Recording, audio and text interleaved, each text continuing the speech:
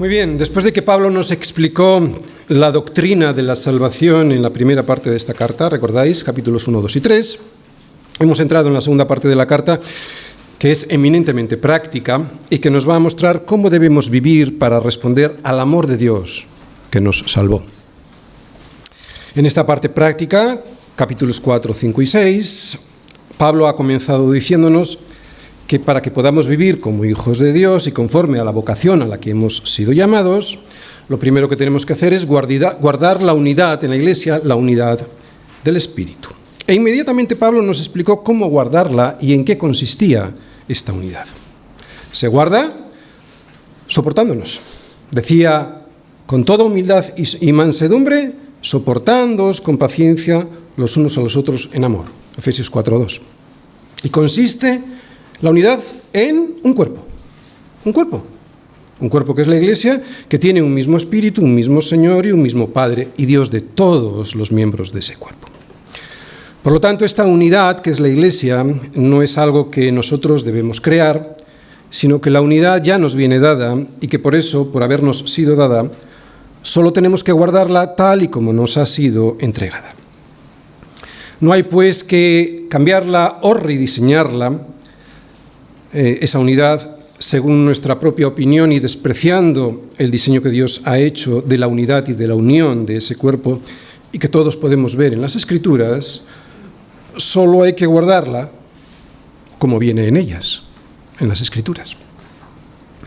Y en el sermón anterior, el domingo anterior, estuvimos viendo que el Padre, a través del Espíritu Santo, regalaba dones a los suyos gracias a que los había ganado el Señor Jesús en la cruz y en la resurrección. Por lo tanto, unidad en la Iglesia no significa uniformidad, sino todo lo contrario. Porque la diversidad de los miembros de un cuerpo que reciben diferentes dones que se complementan entre sí, eso es lo que hace de la Iglesia una unidad fuerte. Así que, al igual que los miembros de un cuerpo, los miembros del cuerpo de Cristo somos todos distintos, pero al mismo tiempo todos necesarios. Pero para que funcione bien el cuerpo, cada miembro ha de usar el don o los dones que le han sido dados, y no otros. Tenemos que estar, pues, contentos con los dones, con la función de miembro que Dios nos ha asignado a cada uno. Si Dios me ha dado el don de ver, me tengo que conformar con ser ojo. Y si Dios me ha dado el don de andar, me tengo que conformar con ser pie.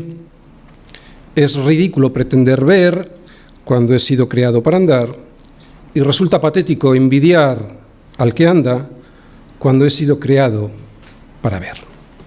Recuerda lo que Dios nos decía a través de Pablo en 1 Corintios 12, 18, que Dios ha colocado los miembros, cada uno de ellos en el cuerpo, como Él quiso. Cada uno tiene lo que soberanamente Dios le ha dado, y es con eso con lo que tiene que servir. Cada uno tiene su propio don de Dios, uno a la verdad de un modo y otro de otro. Eso también nos dice Pablo en 1 Corintios 7:7. También vimos que los dones eran recibidos y por lo tanto no era para vanagloriarse de ellos, sino para que su Iglesia pudiese ser edificada y así poderle dar la gloria a Dios en todo el mundo. En el servicio a Dios no puede haber ni orgullo ni vanagloria, sino servicio en humildad, por muchos motivos, pero sobre todo porque los dones que cada miembro tiene no los recibió por algún mérito propio, sino que fueron dados por gracia. Por eso vimos en el versículo 7 que Pablo al don lo llama gracia. Fijaros, Efesios 4:7 dice así: a cada uno de nosotros fue dada la gracia, el don, la gracia, conforme a la medida del don de Cristo. Así pues, tenemos todos dones como una gracia de Dios conforme a la medida del don de Cristo. Pero ahora vamos a ver unos dones especiales. Y son especiales porque sin estos dones el cuerpo se muere. ¿Cómo se llaman? Pues en teología se llaman los dones de la palabra. Todos los dones espirituales son importantes, todos. Todos son dados por Dios, y digo espirituales, porque no estamos hablando de cuestiones que yo sé hacer en el mundo. No, no. Todos los dones espirituales son importantes, todos, porque todos son dados por Dios y por lo tanto, si han sido dados por Dios, son necesarios. Pero hay unos más necesarios que otros. ¿Sí? Hay unos más necesarios que otros y para entenderlo lo mejor posible voy a intentarlo explicar de la siguiente manera. El cuerpo humano se compone de diferentes miembros. Cada uno de ellos tiene diferentes funciones, todas ellas importantes. Por eso el cuerpo puede andar, puede moverse, puede actuar, puede trabajar, en definitiva, y gracias a todos esos miembros el cuerpo puede realizar su desempeño con eficacia. Si al cuerpo le falta alguno de esos miembros, el trabajo se resiente, por eso decimos que todos son importantes. Pero, ¿qué le pasaría a un cuerpo si le quitasen los pulmones, o el cerebro, o el corazón? Evidentemente se moriría. No es lo mismo vivir sin un brazo o sin un ojo, que trae dificultades, pero se puede vivir sin ellos, ¿no?, que hacerlo sin el corazón, porque resultaría imposible. Por eso los dones que vamos a ver aquí, más que dones dados a personas, son personas en sí mismos, son personas dadas por Dios a la Iglesia. Son personas constituidas por Dios con unos dones muy especiales, porque esos dones son imprescindibles para que el cuerpo de Cristo pueda funcionar como Dios quiere que funcione, no como el hombre se imagina que debe funcionar la Iglesia. En el Nuevo Testamento podemos ver diferentes habilidades, lo hemos visto el domingo pasado. Habilidades que Dios le da a sus hijos, esos son dones que Él otorga a su cuerpo para que pueda hacer ese cuerpo su labor en la tierra y así la Iglesia le pueda dar la gloria a Dios.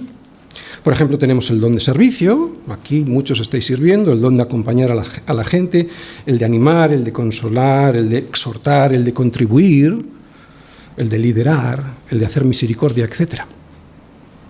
Pero lo que hoy vamos a ver es un regalo esencial, y quiero subrayar esta palabra, esencial, que el Dios le hace al cuerpo, porque sin ese regalo esencial, el cuerpo no puede vivir. Este regalo, como ya hemos dicho, son los dones de la palabra, que es lo que vamos a ver ahora. Versículos del 11 al 16.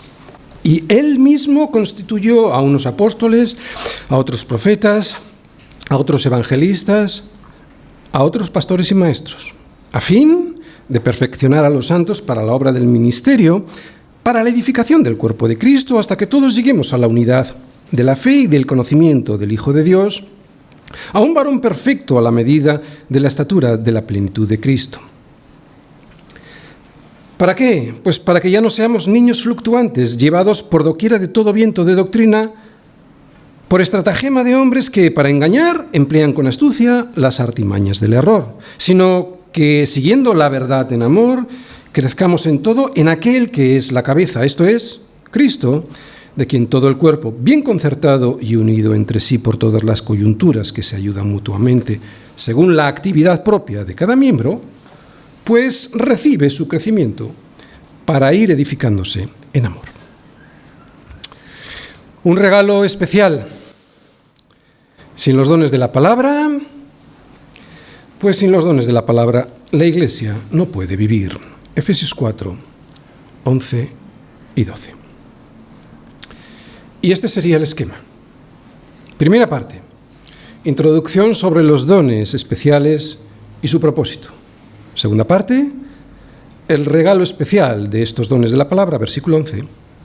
Y tercera parte, propósito de ese regalo especial de Dios, versículo 12. Introducción. Vamos a ver sobre los dones especiales y su propósito. Bien, ya lo vimos el domingo pasado, pero es bueno recordarlo. Todos los miembros de la Iglesia compartimos un cuerpo, y aunque cada uno tenemos funciones diferentes, todas ellas se necesitan entre sí, es muy fácil entender. Por eso la unidad que Dios nos manda a guardar no solo es compatible con la diversidad de dones que Dios les regala a sus miembros, sino que la unidad sale reforzada con esa diversidad. Pero si esto es así, si todos son necesarios para el buen funcionamiento del cuerpo, los dones de la palabra son esenciales para la supervivencia de la Iglesia.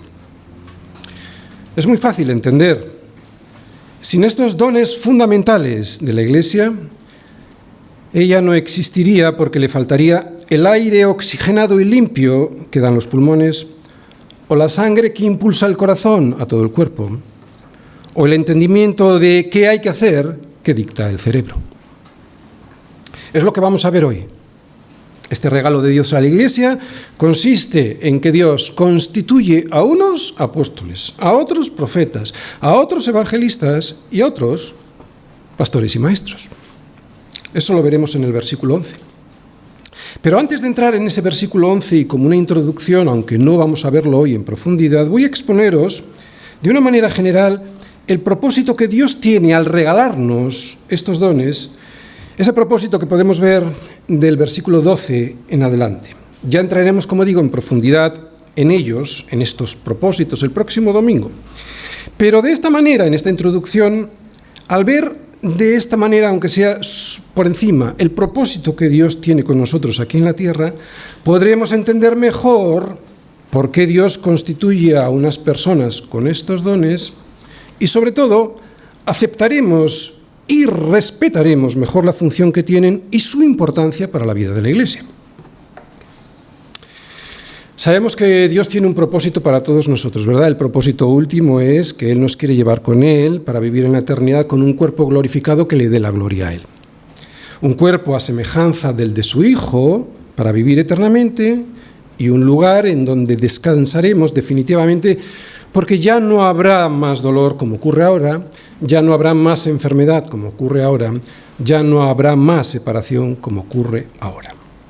Un cuerpo a la semejanza del Señor Jesús y un lugar para descansar y darle la gloria. Pero antes de eso, de ese propósito final, hay aquí en este mundo un propósito que Dios tiene y es un propósito práctico para su pueblo. Y este propósito lo podemos ver subrayado en los versículos que os voy a poner, del 12 al 14, y están subrayados, los voy a leer todo, pero el propósito práctico está ahí, ¿de acuerdo? Dice, a fin de perfeccionar a los santos para la obra del ministerio, para la edificación del cuerpo de Cristo, hasta que todos lleguemos a la unidad de la fe y del conocimiento del Hijo de Dios, a un varón perfecto a la medida de la estatura de la plenitud de Cristo, para que ya no seamos niños fluctuantes, llevados por doquiera de todo viento de doctrina, por estratagema de hombres que para engañar emplean con astucia las artimañas del error. Quiero que prestéis atención, ¿de acuerdo? Y aunque esto lo vamos a ver en profundidad el próximo domingo, es muy importante entender. Aquí hay un propósito práctico. Lo tenéis subrayado. Ya sabéis, pues, qué es lo que Dios quiere para ti aquí en esta tierra, que seas perfecto. Y la medida de esa perfección es la estatura de Cristo. Como digo, ya entraremos en profundidad para ver el próximo domingo qué es esto de ser perfecto. Pero de momento lo primero que nos indica es que estamos muy lejos de esta perfección que Dios quiere que tengamos. Y no hay que desanimarse porque la santidad es un proceso que necesita de tiempo para ir creciendo. Pero tampoco vale conformarse porque el propósito que Dios tiene para ti mientras estás en este mundo es el de una perfección que le da la gloria a Él. Así que de momento quédate con esto. Tienes que ir creciendo de manera que tu estatura espiritual, tu estatura doctrinal, o sea, la doctrina, y también tu estatura práctica, o sea, tu honradez y tu rectitud, vaya siendo cada día más la altura de Cristo. ¿De acuerdo? Estamos viendo un propósito práctico, ser cada día más como Cristo, y luego veremos unos propósitos doctrinales que nos ayudarán a ser cada día más como Cristo. La altura de la plenitud de Cristo. Ese es el modelo que Dios tiene para nosotros cuando finalmente estemos con Él. Pero ya y desde ahora quiere que vayamos deseando esa altura sin quedarnos de brazos cruzados, conformándonos con la salvación que nos dio y ya está. Por eso la prueba de que ya has sido salvado es que te ocupas en tu salvación con temor y temblor, buscando esa perfección. Esto lo dice Pablo en Filipenses 2:12. Querer ser igual a Cristo. Ese debe ser nuestro modelo a imitar. Y aunque sabemos que es imposible conseguirlo en esta tierra, eso no significa que no deba ser mi anhelo y mi ambición. Por lo tanto, cualquier cosa que piense, cualquier cosa que desee o cualquier cosa que haga, otra vez, cualquier cosa que piense, que desee o que haga, debiera estar moldeada e inspirada por la medida de la estatura que Cristo tiene. Bien, pues ya sabemos para qué Dios constituyó a unos apóstoles, a otros profetas, a otros evangelistas y a otros pastores y maestros, para ayudarnos a caminar en este objetivo práctico, recordad, que es ser cada día más como Cristo. Bien, hemos visto el objetivo práctico, ¿de acuerdo? Pero, ¿cómo se comienza a ser cada día más como Cristo? Pues caminando todos juntos como iglesia y en armonía, ¿no? Por eso dice que este perfeccionamiento consiste en que todos lleguemos a la unidad de la fe y del conocimiento del Hijo de Dios. Eso lo veis en el versículo 13, ¿vale? Otra vez, esto se consigue llegando todos a la unidad de la fe y del conocimiento del Hijo de Dios. Esta meta a la que tenemos que llegar, otra vez, la unidad de la fe a través del conocimiento del Hijo de Dios, es un propósito doctrinal. Hemos visto el propósito práctico, llegar a ser como Él, pero se hace a través de un propósito doctrinal que nos ayudará a conseguir el propósito práctico de ser cada día más como Cristo. La unidad de la fe, la tenéis ahí en el versículo 13, es la fe en el Hijo de Dios. Por eso necesitamos conocer cada día más a Cristo. La unidad de la fe consiste en que todos creamos que Dios envió a su Hijo a morir por nuestros pecados, que resucitó subiendo en gloria y que por eso está ahora sentado a la diestra de Dios Padre. Y es en esta fe en la que tenemos que ir creciendo todos juntos. Por lo tanto, primer objetivo doctrinal es ir creciendo, pero en unidad, en esta fe que acabo de comentar de quién es Cristo. Pero ¿cómo crece esta fe?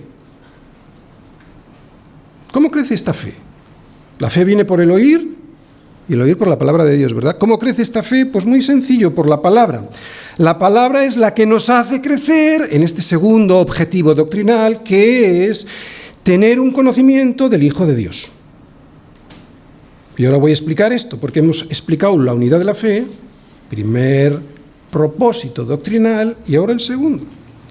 De cualquier manera, y resumiendo, ya sabemos por qué y para qué Dios constituyó a unos apóstoles, a otros profetas, a otros evangelistas y a otros pastores y maestros. Para ayudarnos en este doble objetivo doctrinal, que es llegar a la unidad de la fe y del conocimiento del Hijo de Dios. Pero no vale cualquier conocimiento, porque si no, no hay unidad en la fe. Por eso necesitamos los dones de la palabra. Este conocimiento ha de ser pleno y no solo simple. Por eso, aunque en nuestra Biblia aparece conocimiento, en otras versiones viene traducido como conocimiento pleno, porque la palabra en griego epignosis, que significa un conocimiento, es un conocimiento preciso, un conocimiento claro, un conocimiento correcto de quién es el Hijo de Dios. Y evidentemente no estoy hablando de estudios académicos y de una gran capacidad intelectual para entenderlos. Estoy hablando del conocimiento que Dios produce en la mente cuando la palabra es expuesta claramente y fielmente y el Espíritu Santo toca nuestro corazón. Así que no nos vale un conocimiento superficial. En la palabra habla de epignosis. Es un conocimiento profundo, claro, preciso, de quién es Cristo. No nos vale con un conocimiento superficial, necesitamos un conocimiento profundo de quién es Cristo y de lo que realmente significa ese sacrificio que hizo por nosotros. Por eso hay tanta gente muerta en las iglesias, porque estos dones que hoy vamos a ver, los dones de la palabra, están infravalorados, apartados, echados a un lado y solo conocen a un Jesús superficial y que nos salva. Es cierto que conocer a Jesús de esta manera nos llevará toda la eternidad, ¿de acuerdo?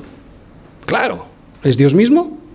Toda la eternidad, pero eso no significa que no comencemos desde ahora a desearlo. Todo lo contrario.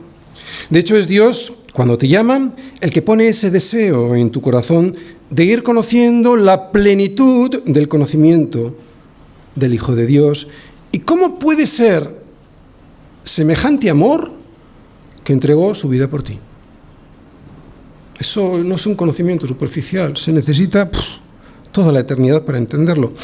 Así que de momento ya tenemos dos motivos, dos propósitos doctrinales por los cuales Dios constituyó a unos apóstoles, a otros profetas, a otros evangelistas y a otros pastores y maestros, para que tengamos unidad de la fe y una fe que nos va a ir creciendo a un conocimiento más profundo de quién es el Hijo de Dios. Dos. ¿De acuerdo? Dos propósitos doctrinales.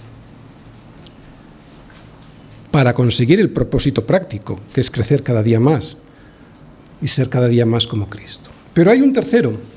Más que tercero está asociado al segundo, porque en el versículo 14, si leéis ahí, dice que Dios regaló a la Iglesia a unos hombres con los dones de la palabra, para que ya no seamos niños fluctuantes, llevados por doquiera de todo viento de doctrina, que por estratagema de hombres y para engañar, emplean con astucia las artimañas del error.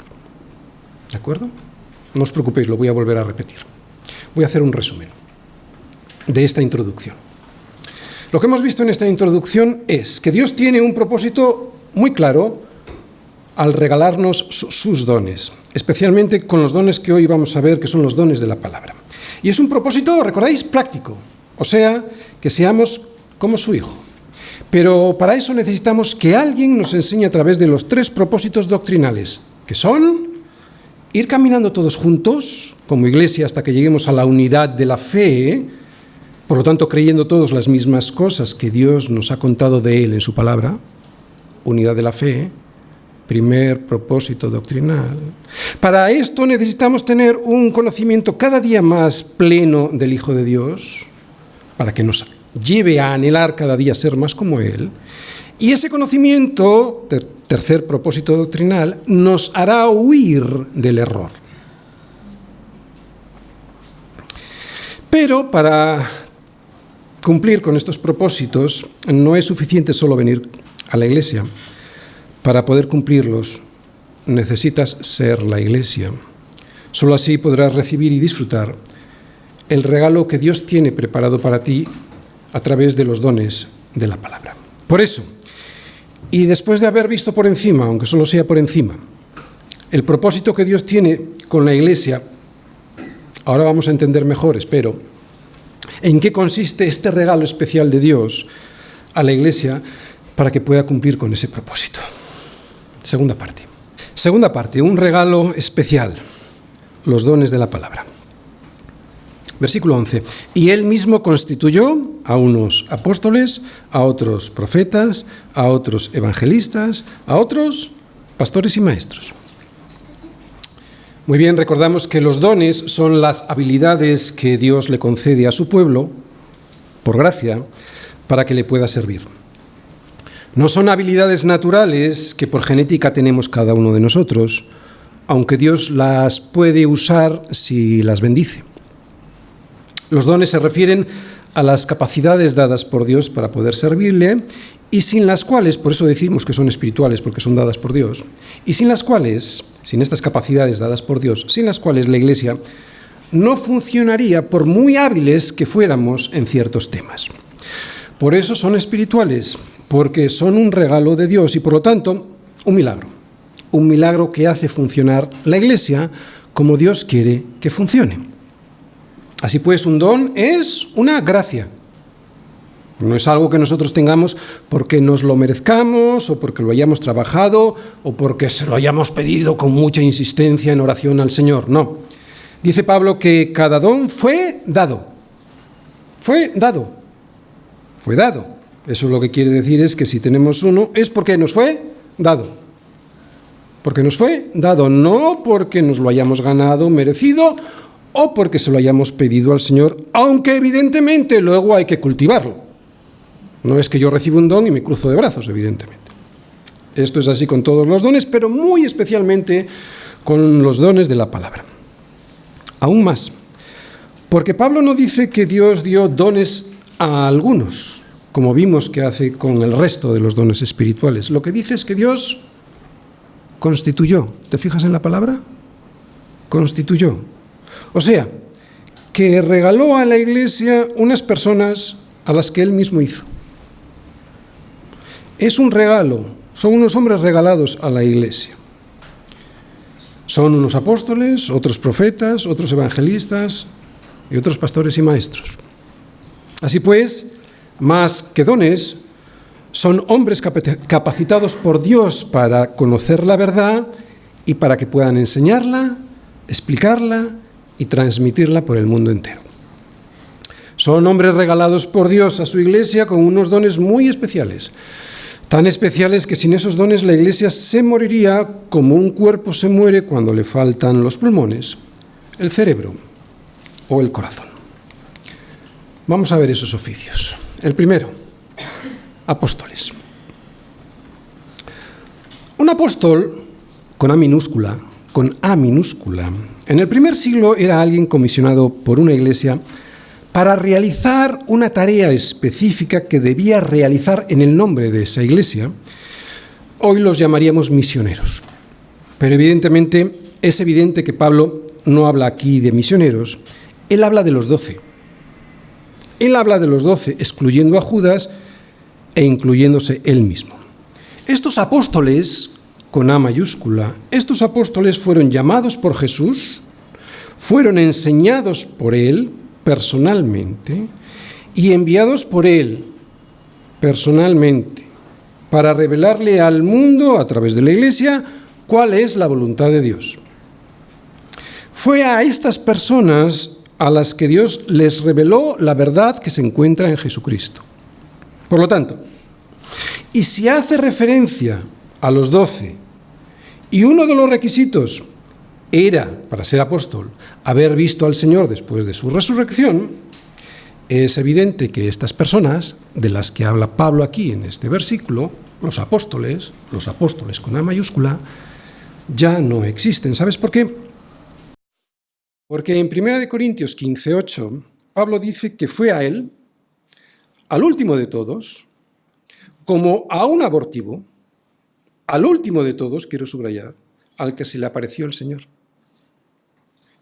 Por eso no te creas a esos que dicen ser apóstoles, porque para ser apóstol había que haber visto al Señor, y al último al que se le apareció fue a Pablo.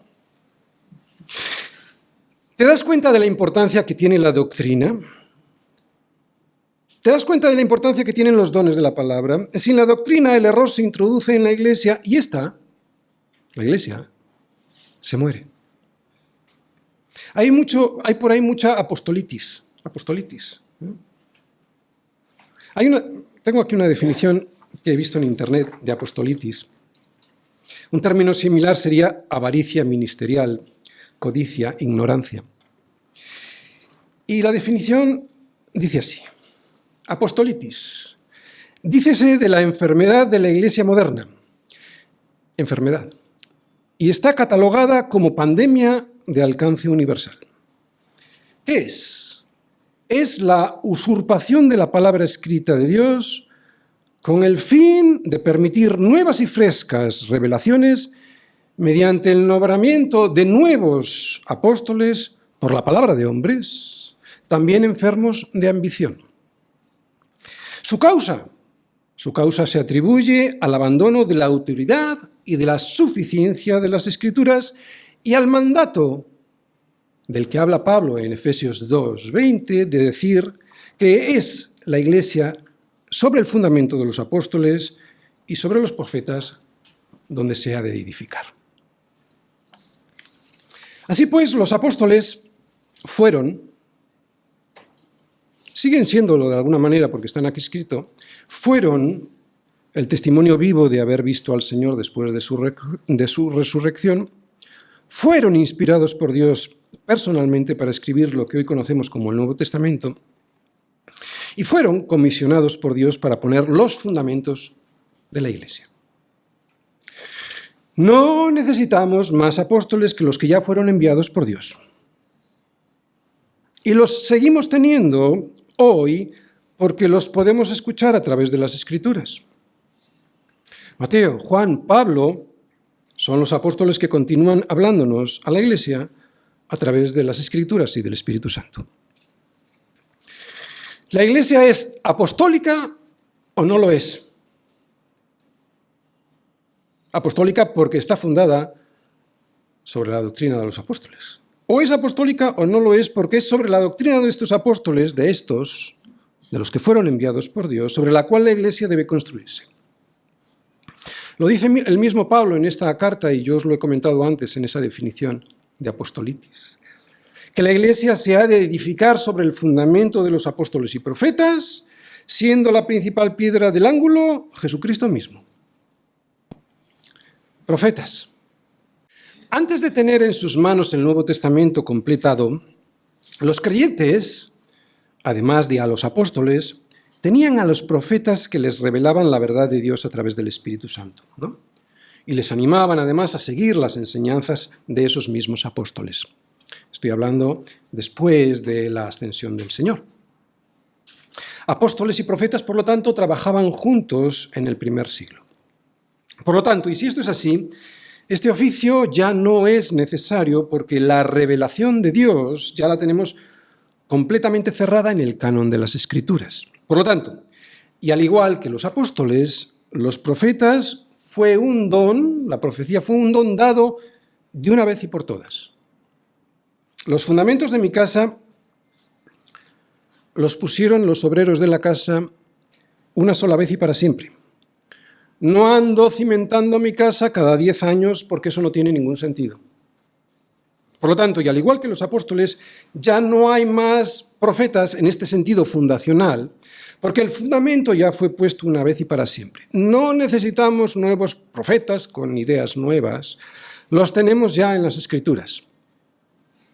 En todo caso, la profecía hoy se puede dar cuando un hombre que ha sido constituido como pastor y maestro por Dios abre las Escrituras e, iluminado por el Espíritu Santo, las expone aplicándolas para su iglesia y para su época. De esta manera, cuando alguien así anima y exhorta a los creyentes a obedecer la palabra de Dios y no sus propias ideas, la palabra de Dios, este oficio de alguna manera continúa, pero es evidente que no es de esto de lo que Pablo habla, no es esto lo que Pablo menciona aquí como profeta, por lo tanto ya no hay más profetas. Evangelistas. Los evangelistas son los misioneros que van por el mundo predicando la verdad que es Cristo. Es cierto que todos nosotros somos llamados por Dios para evangelizar, pero lo que Pablo nos dice aquí es que Dios le ha dado una habilidad muy especial a algunos para que hagan este ministerio como Él quiere que sea hecho. Por lo tanto, estas personas tienen un don especial. Todos sabemos de evangelistas muy conocidos y cómo hacen ese trabajo de una manera que nosotros pues no podríamos jamás hacer. Pero a mí no son los que más me impresionan. A mí los que más me impresionan son esos hermanos míos que, no siendo tan conocidos, de repente se ponen a hablar con alguien por la calle o en el autobús o se sientan en el banco de cualquier calle o de cualquier parque para hablarle del Señor a alguien. No hay persona con la que se crucen a la que no le hablen del Señor. Ellos también tienen este don de la palabra, que se llama evangelista. Y me impresionan estas personas más, las que yo conozco, precisamente por eso, porque las conozco y al compararme con ellos, veo que a mí me cuesta mucho hacerlo de la manera en la que ellos lo hacen. Pero es que Dios no nos ha constituido a todos como evangelistas. No a todos Dios ha constituido con este don de ir por todo el mundo evangelizando.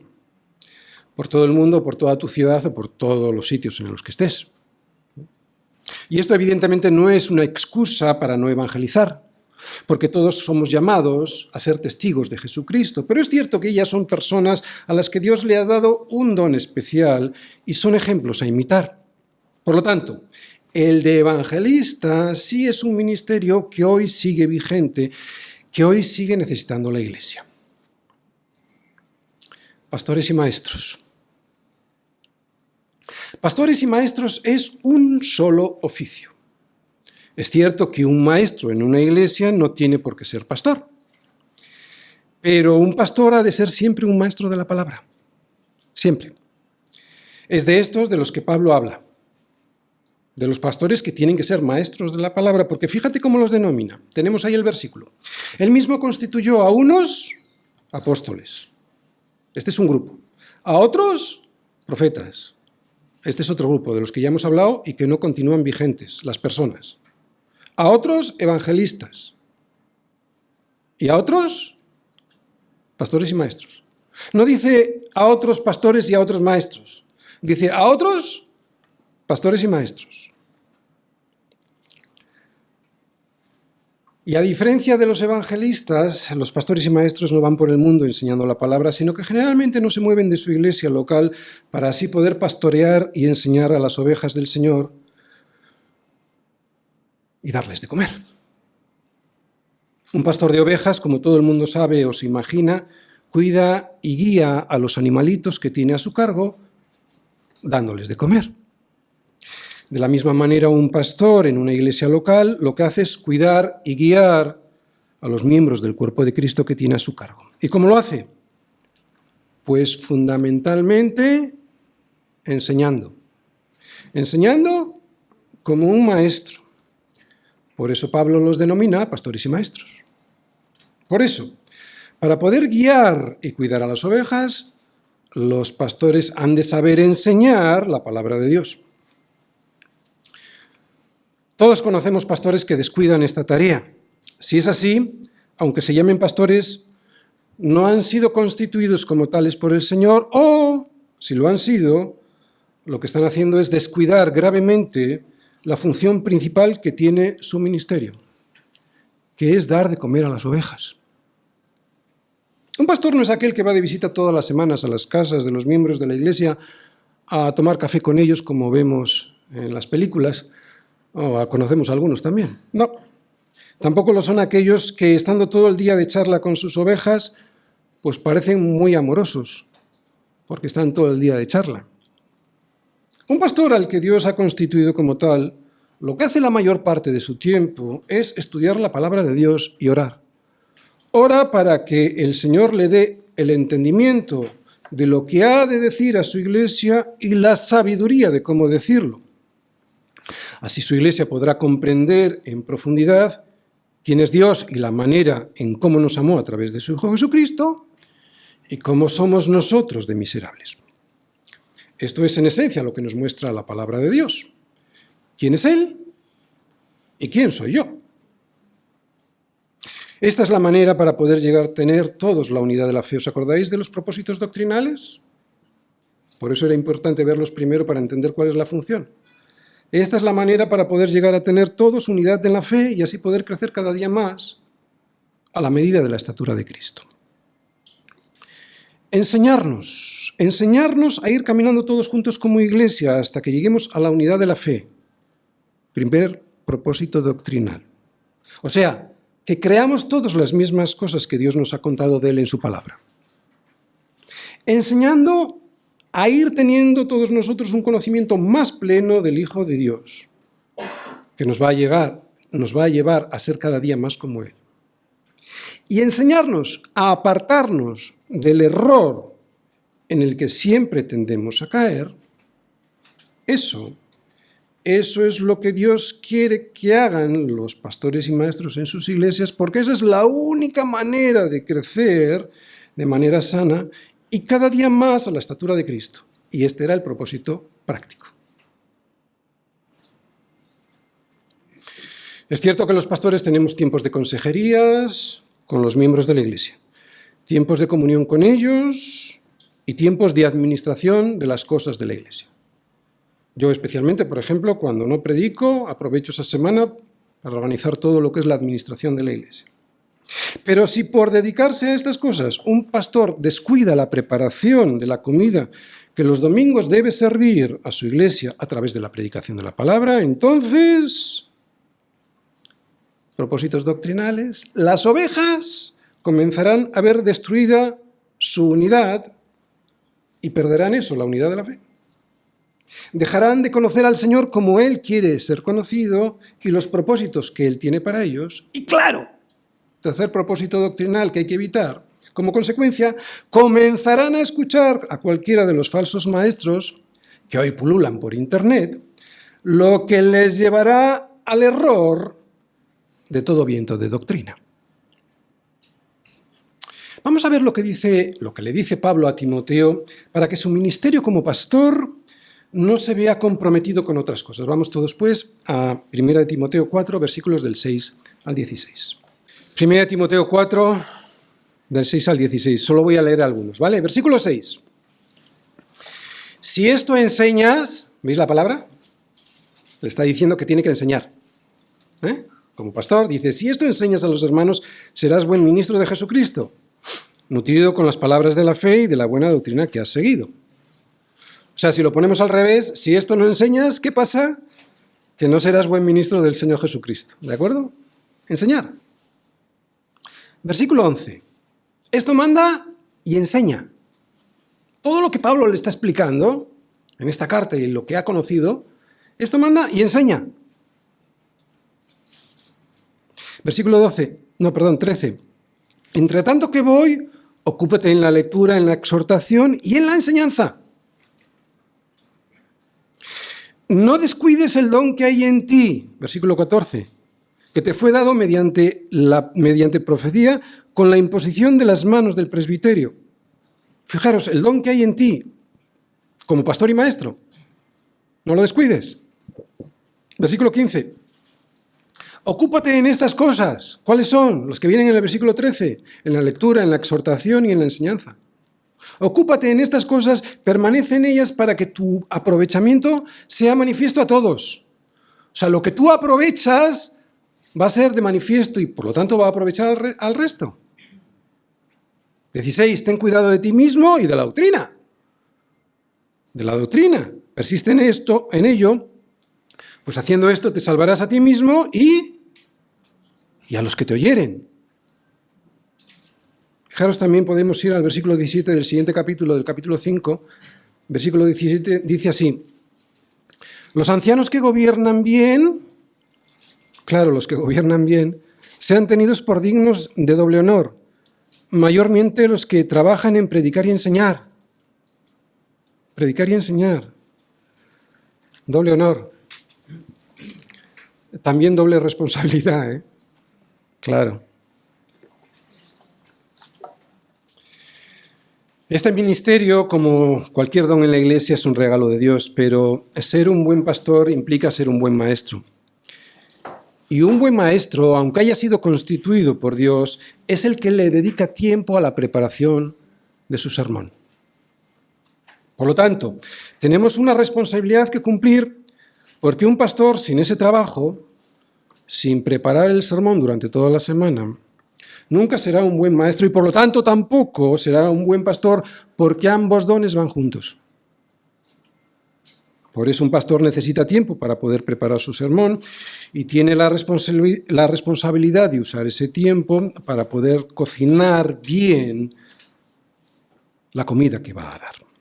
De esta manera, claro, podrá dar de comer a sus ovejas el pan que descendió del cielo, exponiendo lo más fielmente posible la palabra que es Jesús, para que sus ovejas estén bien alimentadas. Pero atención, no solo tiene el pastor la responsabilidad en la enseñanza, las ovejas también tienen una responsabilidad en esta enseñanza, y es venir preparados para escuchar el sermón. Si un pastor tiene que venir preparado, esa es su responsabilidad. Lo lógico y normal es que la oveja también tenga que venir preparada para poder recibir lo mejor posible el pan que es Jesús. Así pues, hoy es un buen día para insistir en este tema porque se nos suele olvidar. Si como es domingo y la reunión la tengo por la tarde, me voy por la mañana de paseo a cualquier sitio porque hace buen tiempo, lo puedo hacer, pero corro el riesgo cierto de tener, cuando llegue aquí, de tener mi corazón en otro lado y por lo tanto de no tenerlo donde debe estar, con los ojos puestos en Jesús. Parece fácil llegar de la playa o de un cumpleaños y escuchar un sermón, pero no lo es. El domingo es el día del Señor y un plan así no es el mejor para que mi corazón pueda estar sensible para escuchar la palabra de Dios, simplemente porque estoy con la mente en la playa o en el cumpleaños del que acabo de llegar. Así que si el pastor tiene que estar preparado, la oveja también lo tiene que estar. Y ya ni te cuento si la oveja encima no se presenta a comer pudiendo hacerlo. Si el Señor nos dice que donde están 2 o 3 congregados en mi nombre, allí estoy yo en medio de ellos. Si resulta que Él, siendo Dios, tiene la deferencia de presentarse a la hora que nosotros le hemos dicho que nos vamos a reunir, pero no nos presentamos porque estamos en la playa o porque estamos en casa, por estar cansados de haber estado en la playa, entonces tenemos un grave problema con el Señor. Dios es un Dios perdonador, pero también nuestra desobediencia trae consecuencias. Cuidado de despreciar su presencia cuando además le ha dado al pastor la inspiración a través de su Espíritu Santo para que pueda preparar lo mejor posible el pan con el cual alimentar a las ovejas. Porque escrito está, ¿a que sí? Escrito está, no solo de pan vivirá el hombre, sino de toda palabra de Dios. Y todos sabemos que es una palabra que en cuanto una semana falta, se nota. Hemos visto que el ministerio de la palabra a través de un pastor y constituido por Dios para enseñarla es un regalo de Dios para la Iglesia. Nadie desprecia un regalo, a no ser que considere que ese regalo no vale mucho.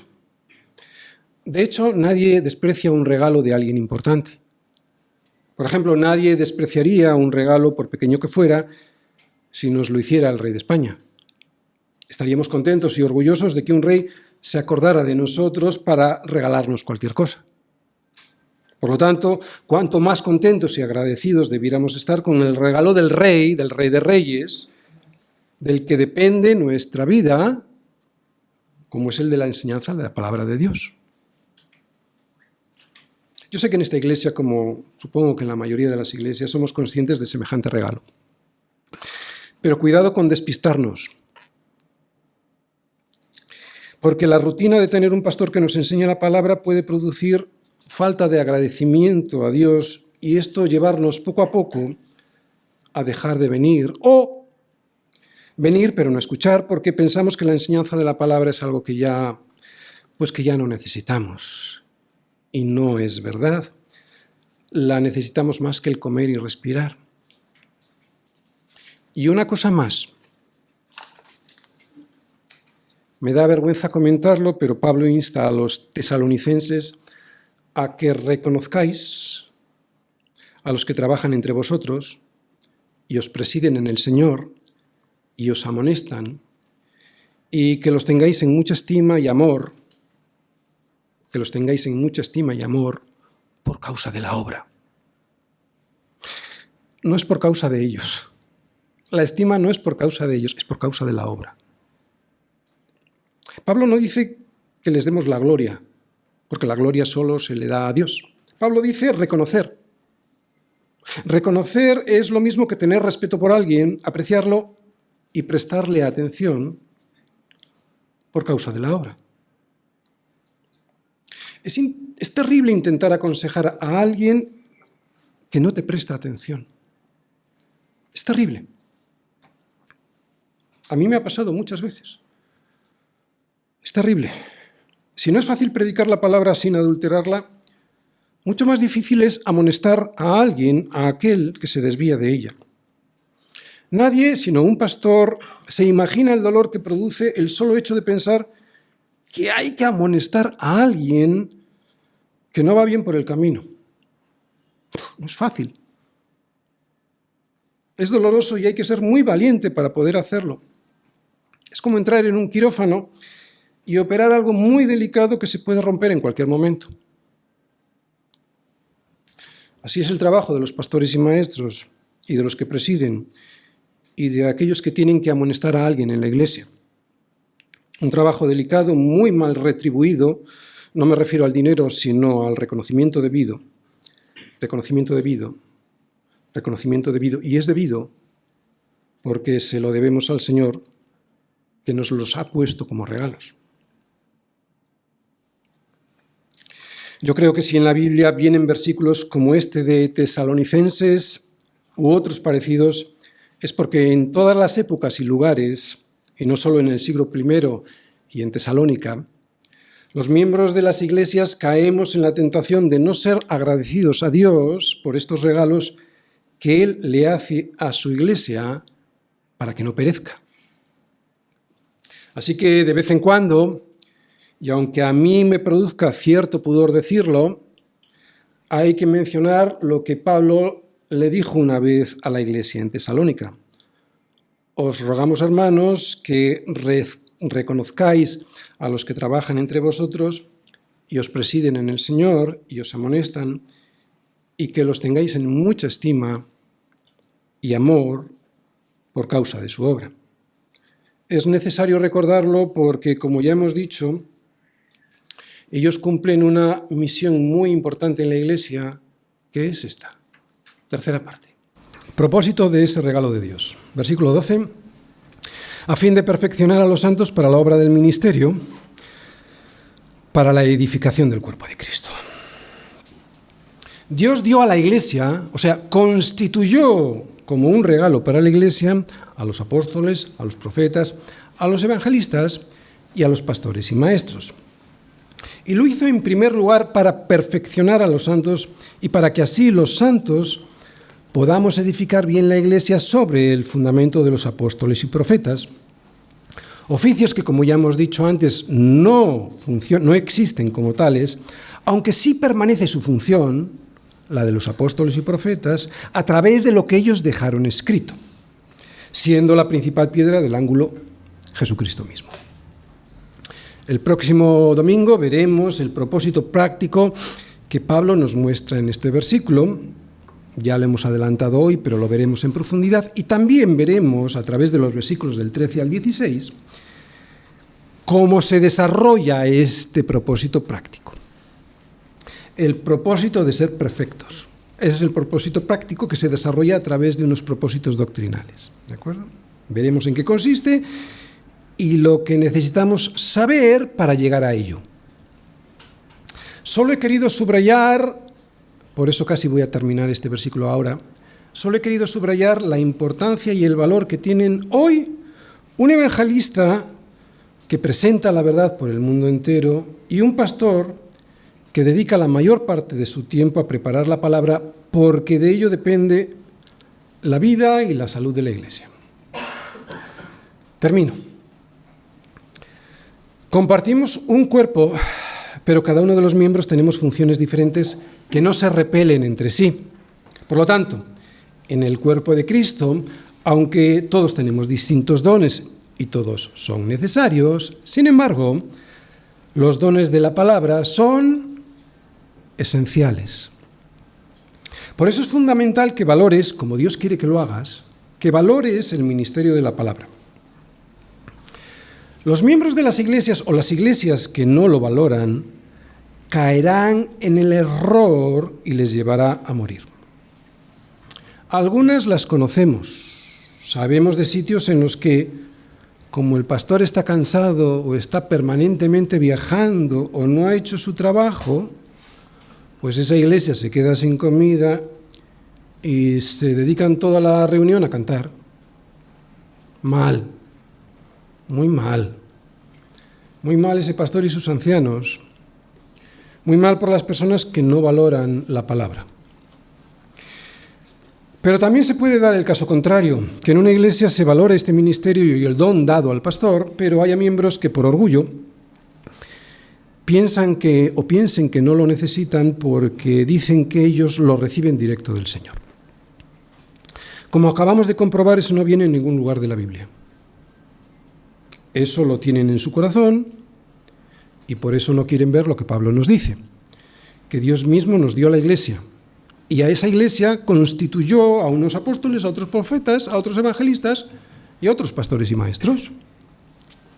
No hay creyente que no pertenezca a una iglesia, así como no hay un miembro que no forme parte de un cuerpo. Un cuerpo del que recibe alimento y sostén. Si este dedo mío lo aparto de este cuerpo, pues no recibe el alimento y se pudre y se muere. Si lo corto y lo dejo por ahí, termina pudriéndose. No existe un miembro que no forme parte de un cuerpo, puro sentido común. Un cuerpo, como digo, del que recibe alimento y sostén. Y claro, al que también pueden servir, ejerciendo el don que Dios les dio, para así darle la gloria a Dios. Claro, este miembro no solo recibe, también da, aunque solo sea para rascar un poquito, ¿no? ¿Cuántos males y depresiones desaparecerían en la iglesia si los miembros hiciesen lo que tienen que hacer? Lo he explicado muchas veces, es como un perro que ha sido diseñado para cazar y lo que tienes es un perro decorando el salón. Está deprimido, ¿cómo no lo va a estar? Se ha sido diseñado para cazar. Gente que dice que es oveja pero no tiene un rebaño al que ayudar o del cual dejarse ayudar. Ni un pastor que le lleve a los pastos verdes, un pastor que les lleve a los pastos verdes, que es la palabra, y esa persona dispuesto a recibir ayuda, guía, consejo a través de la palabra, exhortación o reprensión si fuese necesario. No están dispuestos a aprender, por eso no crecen ni crecerán a la medida de la estatura de la plenitud de Cristo. No seamos como ellos, niños fluctuantes. Lo veremos el próximo domingo. Niños fluctuantes, llevados por doquiera de todo viento de doctrina o por estratagema de hombres que, para engañarles, emplean con astucia las artimañas del error en el que caen. Demos todos las gracias a Dios por la iglesia que crece y que es edificada correctamente. Gracias a los ministerios de la palabra que el Señor nos regala.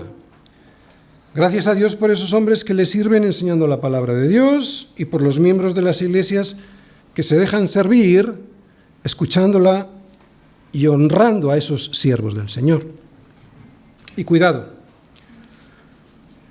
con esos que con artimañas y casi siempre para ganar dinero inducen al error.